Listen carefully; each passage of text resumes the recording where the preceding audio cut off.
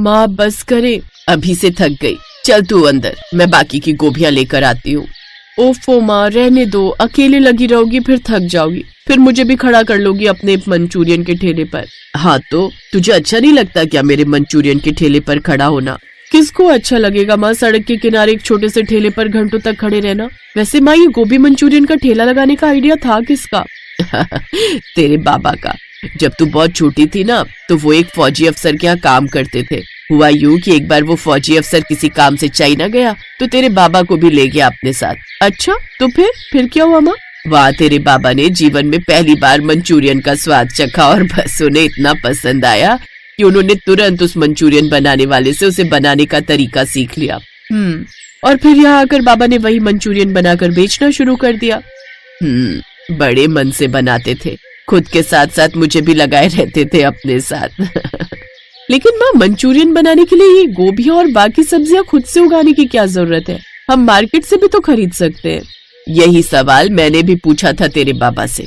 बोले, लक्ष्मी, बाजार की सब्जियों का भरोसा नहीं कर सकते और फिर लागत भी तो कम हो जाएगी ना। मुझे भी उनकी बात सही लगी, तो बस हम दोनों मिलकर उगाने लगे ये ढेर सारी गोभियां। लेकिन माँ, तुम्हें नहीं लगता कि बाबा इससे बढ़कर और भी बहुत कुछ कर सकते थे? अब देखो ना, थोड़ी सी लागत बचाने के लिए हमें कितनी मेहनत करनी पड़ती है, और उसके बाद बचता क्या है? कुछ भी तो नहीं।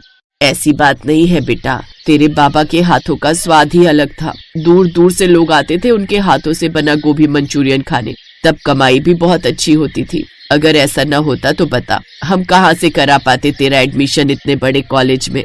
हाँ माँ, लेकिन अब ना तो बाबा है और ना ही उनके हाथों का वो स्वाद। तुम सारा दिन इतनी मेहनत करती हो, लेकिन गिने चुने ही ग्राहक आते हैं तुम्हारे ठेले पर। वो तो अच्छा हुआ कि मुझे स्कॉलरशिप मिल गई, वरना कॉलेज की फीस भर पाने की हालत में बिल्कुल नहीं थे हम। हाँ बेटा, बात तो तेरी सही है, लेकिन मैं और कोई काम करूँ भी तो क्या? शायद मेरे सीखने में ही कमी रह गई, तभी तो ग्राहक कम होते गए हमारे। नहीं माँ, असल में हमारे आसपास अब कई अच्छे अच्छे रेस्टोरेंट खुल गए, जहाँ गोभी मंचूरियन के साथ साथ और भी कई चाइनीज डिशेस मिलती है, और फिर लोगों को बैठने के लिए बढ़िया जगह भी मिलती है। माँ, अब तुम खुद ही सोचो, कौन आएगा तुम्हारे ठेले पर खड़े होकर तुम्हारा सस्ता गोभी मंचूरियन खाने? अपनी बेटी नैना की बात सुनकर लक्ष्मी उदास हो गई। उधर नैना को भी ये देखकर बुरा लगा। असल में नैना और उसकी माँ लक्ष्मी की माली हालत बहुत अच्छी नहीं थी। नैना के पिता का खोला हुआ गोभी मंचूरियन का ठेला अब उसकी माँ चला रही थी, लेकिन इस काम में अब कमाई बिल्कुल ना के बराबर रह गई थी। दूसरी तरफ नैना शहर के एक अच्छे कॉलेज से होटल मैनेजमेंट का कोर्स कर रही थी। नैना, आज क्या लाई है टिफिन में? सैंडविच खाएगी? नहीं यार, सैंडविच तो मैं भी लाई हूँ, पर तू अपनी मम्मी के हाथ का गोभी मंचूरियन कब लाएगी यार? मैंने कितनी बार बोला तुझे लाने को। चुप कर, तू क्या चाहती है वो आकाश और उसके दोस्त मेरा और मजाक बनाए?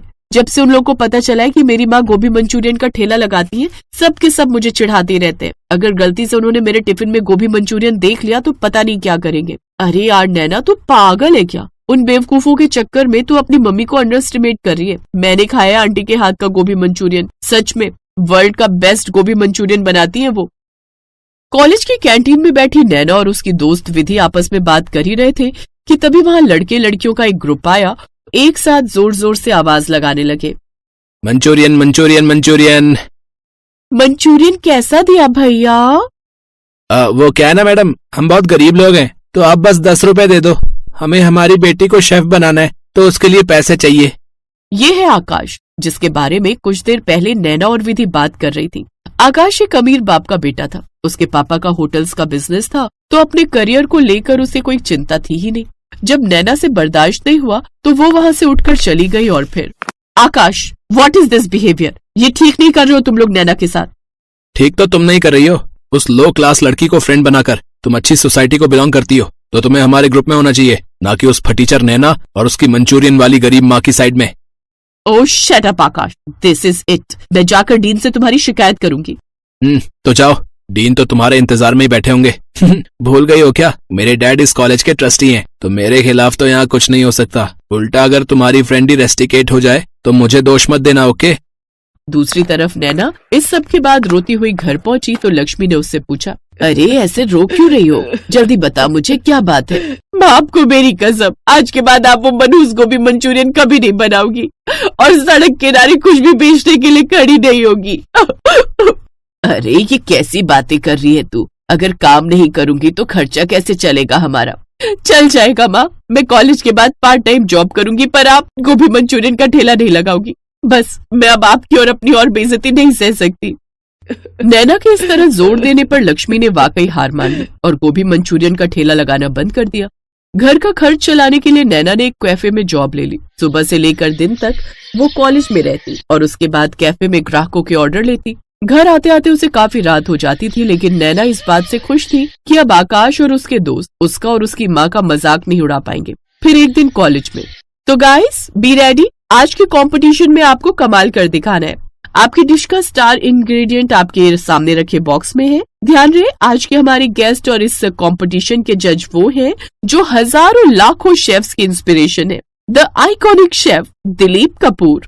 हे भगवान, प्लीज प्लीज प्लीज मेरे बॉक्स में पनीर होना चाहिए या फिर कोई मीट भी चलेगा। मुझे हर हाल में आज का कंपटीशन जीतना है, प्लीज भगवान हेल्प मी। नैना ने कांपते हाथों से अपने सामने रखा बॉक्स खोला और फिर क्या, नहीं, ये नहीं हो सकता। गोभी, मुझे गोभी कैसे मिल सकती है? नैना के सामने गोभी का एक बड़ा सा फूल रखा था। नैना निराश थी तो पास ही खड़ा आकाश बस हंसे जा रहा था, जिसे देखकर नैना का कॉन्फिडेंस और भी डाउन हो गया।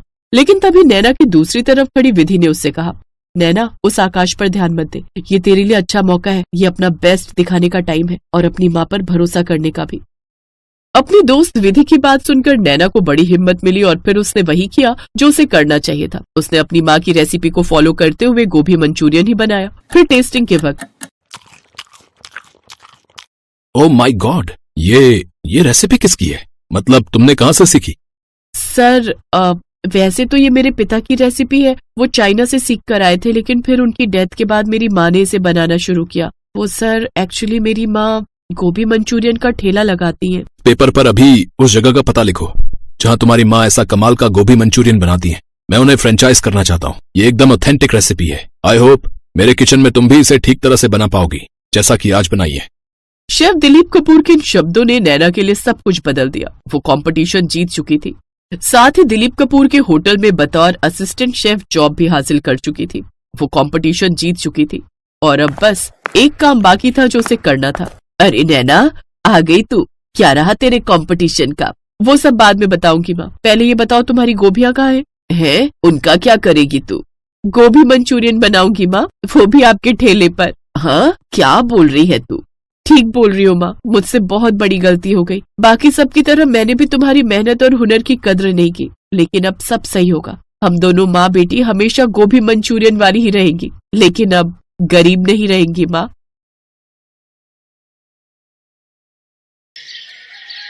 सीता और गीता नाम की दो जुड़वा अनाथ बहनें अपने चाचा चाची के साथ रहती थी। सीता गीता के माता पिता नहीं थे, बचपन में ही वे दोनों गुजर गए थे। तब से सीता गीता अपने चाचा चाची के साथ ही रहने लगी। पर उन बेचारी अनाथ बच्चियों की चाची चंचला बहुत ही बुरी थी। वो उन दोनों को बिल्कुल नौकरानियों की तरह ही रखती थी। कहाँ रह गई दोनों?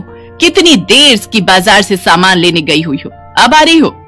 चाची, रास्ते में तेज बारिश हो गई थी, इसलिए देर हो गई। ये चीनी गीली कैसे हुई? जरूर बारिश में थैली भिगोई होगी। चाची, राशन वाले भैया ने जो चीनी की थैली दी थी ना, वो फटी हुई थी, हमें पता नहीं चला, तभी चीनी में पानी चला गया। हमें माफ कर दो चाची। आज तुम दोनों की खैर नहीं, तुमने इतना नुकसान कर दिया। तुम्हारे माँ बाप हमारी छाती पर मूंग दलने के लिए तुम्हें दुनिया में छोड़ गए, खुद तो ऊपर चले गए और हमारे लिए मुसीबत छोड़ गए। चंचला, तुम्हें शर्म नहीं आती? बेचारी बच्चियों के साथ इतना बुरा व्यवहार करती हो, थोड़ा भगवान से तो डरो। अब तुम क्या चाहते हो? मैं मायके चली जाऊं? एक बार चली गई ना तो लौट कर नहीं आऊंगी, फिर ढूंढते रहना दूसरी। चंचला सीता गीता पर हमेशा ही हाथ उठाती रहती थी, जिस कारण वे दोनों बच्चियां रात के अंधेरे में सुबक सुबक कर रोती थी। एक रात दोनों ने घर छोड़ने का विचार किया। गीता, हम यहाँ नहीं रुकेंगे, चाची बहुत मारती है। हाँ सीता, तू ठीक कह रही है, हम कहीं दूर चले जाएंगे। सीता और गीता रात के अंधेरे में घर से निकल गई और चलते चलते एक पेड़ के पास रुक गई और उसी पेड़ के चबूतरे पर सो गई। अगली सुबह उनकी आंख खुली तो उन्होंने देखा सड़क पर लोग गुजर रहे हैं। बहुत से ठेले वाले वहां पर खड़े हैं। सीता, बहुत भूख लगी है, चल हम कुछ खाते हैं। पर गीता, हमारे पास पैसे नहीं है, बिना पैसों के हमें कोई भी खाने को कुछ नहीं देगा। एक बार पूछते हैं ना, शायद कोई दे दे। ठीक है, चला। भैया, आपके ठेले से कुछ खाने को दे दो, बहुत भूख लगी है। तुम दोनों के पास पैसे हैं? अरे देखो देखो, दोनों बहनें एक शक्ल की हैं, लगता है जुड़वा है। हाँ बिल्कुल, और लगता है दोनों अनाथ हैं। भैया पैसे तो हमारे पास नहीं है। तो मुफ्त में तुम्हें क्या मिलेगा? पैसे लाओ तभी कुछ खाने को मिलेगा। ठेले वाला अभी दोनों को डांट ही रहा था कि तभी एक व्यक्ति वहाँ आता है। भीमा, इन बच्चियों को एक एक पराठा बना कर दे, मैं पैसे दे दूंगा। शुक्रिया अंकल। तुम दोनों कौन हो बेटा? अंकल मेरा नाम सीता है और ये मेरी छोटी बहन गीता। हमारी चाची हमें बहुत मारती थी, इसलिए हमने घर छोड़ दिया। तुम्हारे माता पिता कहाँ हैं बच्चों? हमारे माँ बापू नहीं है अंकल, हम बचपन से ही अपने चाचा चाची के साथ रहते हैं। अच्छा अच्छा अच्छा, तो ये बात है। अच्छा भीमा, तेरे पास अभी नूडल्स के कितने पैकेट बचे हैं? 20 पैकेट और दे जाओ। बच्चों आओ, तुम मेरे साथ ऑटो रिक्शा में बैठ जाओ। ऐसे अकेले घूमना तुम्हारे लिए ठीक नहीं है बेटा। सीता और गीता उस व्यक्ति के साथ ऑटो में बैठ जाती हैं। उस व्यक्ति का नाम राजेश था।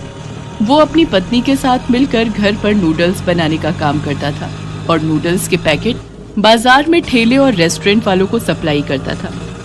सीता और गीता राजेश के साथ बातें कर रही थी, तभी राजेश के सीने में दर्द उठने लगा। क्या हुआ अंकल, आप ठीक तो हो? लगता है इनके दिल में दर्द उठा है, हमें इन्हें हॉस्पिटल ले जाना पड़ेगा। तो चलो अंकल, जल्दी से इन अंकल को हॉस्पिटल ले चलो। सीता गीता ऑटो वाले के साथ राजेश को हॉस्पिटल लेकर जाती हैं। ऑटो वाला राजेश को जानता था। वो राजेश की पत्नी को फोन करता है। वो भी तुरंत हॉस्पिटल पहुंचती है। कुछ घंटों के बाद राजेश को होश आता है। राजेश को डॉक्टर हार्ट में दिक्कत बताते हैं।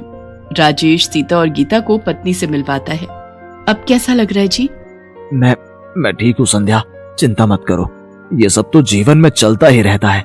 बाकी इन बच्चियों से मिलो, ये सीता गीता है। इधर आओ बेटा।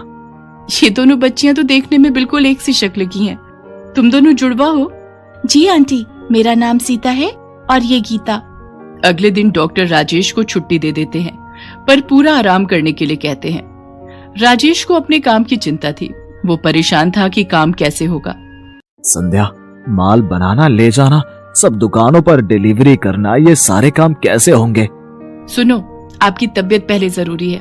पहले ठीक हो जाओ, तब तक हम जैसे तैसे गुजारा कर ही लेंगे। अंकल आप चिंता मत करो, हम आंटी के साथ हैं, हम आपके काम को रुकने नहीं देंगे। सीता बिल्कुल ठीक कह रही है। अंकल आप आराम करो, हम आंटी के साथ आपके नूडल्स के ऑर्डर को पूरा करेंगे। और फिर ऐसा ही हुआ। संध्या नूडल्स बनाती और संध्या सीता और गीता के साथ दुकानों और ठेलों पर नूडल्स के ऑर्डर डिलीवर करने के लिए जाने लगी। एक दिन सीता संध्या से बोली, आंटी जब हम नूडल्स के पैकेट तैयार कर सकते हैं तो क्यों ना हम अपना ही नूडल्स का एक स्टॉल खोलें। इससे कमाई ज्यादा होगी और हमारे खुद के बनाए हुए तरह तरह के नूडल्स बेचकर अच्छी कमाई कर सकते हैं हम। ये आइडिया तो हमारे दिमाग में कभी आया ही नहीं। कह तो तुम ठीक रही हो राजेश, मैं सोच रही हूँ सीता और गीता ठीक कह रही हैं। हम खुद के नूडल्स का स्टॉल खोलते हैं ना, शायद हमारी कमाई अच्छी हो जाए। ठीक है संध्या, पर बहुत मेहनत लगेगी। तुम्हें सुबह उठकर सारी तैयारी करनी पड़ेगी। स्टॉल पर सारा दिन खड़े होकर नूडल्स बेचने होंगे। क्या तुम ये कर पाओगी? मुझे बस आपका साथ चाहिए, और फिर मेरे साथ सीता और गीता जैसी इतनी प्यारी प्यारी बच्चियां भी तो हैं। और फिर संध्या ने सीता और गीता के साथ मिलकर अपने ही बनाए नूडल्स को तैयार करके बेचने के लिए एक स्टॉल किराए पर ले लिया। सीता और गीता जुड़वा बहनें थीं। लोग जब उन दोनों को स्टॉल पर संध्या के साथ नूडल्स बनाते देखते तो आश्चर्यचकित होते और वो स्पेशली उनके स्टॉल पर नूडल्स खाने जरूर आते। धीरे धीरे ग्राहक उनके स्टॉल पर बढ़ने लगे और संध्या के नूडल्स स्टॉल की अच्छी कमाई होने लगी। संध्या, सीता और गीता दोनों बच्चियां मेरे लिए बहुत भाग्यशाली बनकर आई हैं। सचमुच तुम दोनों बच्चियां मेरे लिए बहुत लकी हो। राजेश की तबीयत में सुधार आ जाता है। अब वो नूडल्स के पैकेट की सप्लाई के साथ साथ अपने स्टॉल पर भी नूडल्स बनाने में संध्या और सीता गीता की मदद करने लगा और वो सफलता को छूने लगा। एक दिन सीता गीता के चाचा ने उन्हें नूडल्स स्टॉल पर देख लिया। सीता, गीता, मैंने तुम दोनों को बहुत ढूंढा। मेरी बच्चियों, तुम घर छोड़कर क्यों चली गई? चाचा, हम चाची से मिले और दुख नहीं झेल सकती थी, इसलिए हमने घर छोड़ दिया। और चाचा, अब तो हमें माता पिता के रूप में अंकल आंटी भी मिल गए हैं। अब हम इन्हें छोड़कर कहीं नहीं जाएंगे। अब यही हमारे लिए सब कुछ है। सीता गीता की ये बात सुनकर राजेश और संध्या उन्हें गले लगा लेते हैं। आखिर उन अनाथ बच्चियों को माता पिता के रूप में राजेश और संध्या जो मिल गए थे, और फिर बच्चियों को आशीर्वाद देकर उनका चाचा आंखों में आंसू लिए चुपचाप वहां से चला जाता है।